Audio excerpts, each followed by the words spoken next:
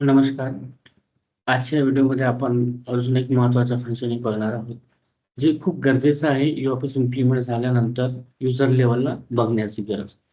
ते फंक्शन म्हणजेच काय तर डॅशबोर्ड. क्विक लिंकमध्ये जे महत्त्वाचं ऑप्शन आहे डॅशबोर्ड, ज्यामध्ये तुम्ही जाऊन महत्त्वाच्या गोष्टी आधी बघायला पाहिजे, की तुमचं युजर क्रिएट झाल्यानंतर तुम्हाला काय-काय रोल असाइन आहे. हे खूप लोकांना माहिती नसल्यामुळे काय होत आहे, खूप फंक्शनिंगचा त्यांना बेनिफिट घेता येत नाही.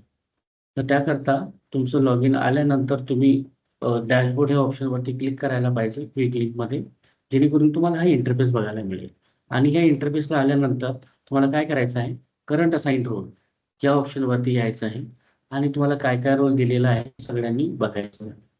तर by default e-office login create झाल्यानंतर ई-फाईल मॅनेजमेंट सिस्टम तर युजरला बाय डिफॉल्ट 2 रोल आपल्याला बघायला मिळतात, जेणेकरून ते वर्कआउट करू शकतात. ई-फाईल सिस्टममध्ये ते आहेत डिपार्टमेंटल रिसीव्हर आणि डिपार्टमेंटल सेंडर.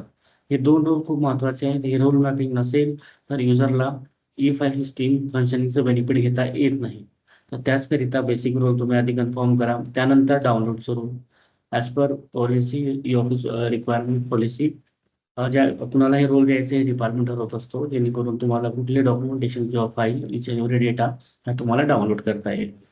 त्यानंतर ड्राफ्ट, अप्रूव्हल आणि साइन अप हा पण एक खूप महत्त्वाचा रोल आहे.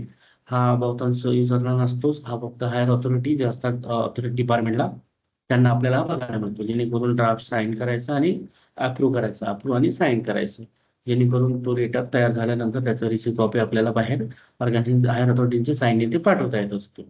आणि instant level sender and receiver म्हणजे जे आपण म्हणतो की महा ई-ऑफिस, वन डॉट महाराष्ट्र किंवा या व्यतिरिक्त अजून डिफरंट इन्स्टंट बघायला मिळतात.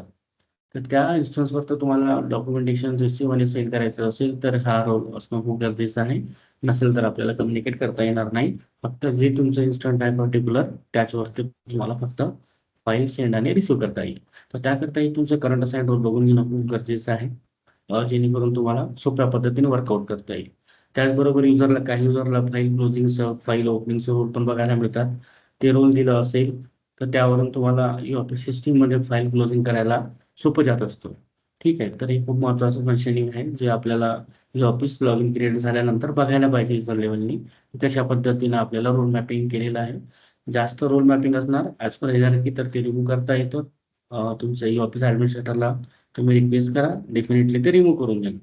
पण काही रोल तुम्हाला नसणार आणि हवे असतील तर नक्कीच तुम्ही त्यांना रिक्वेस्ट करा. ते ॲज पर रिक्वायरमेंट जे तुम्हाला रोल मॅपिंग पण ते करून देऊ शकतात त्यामध्ये.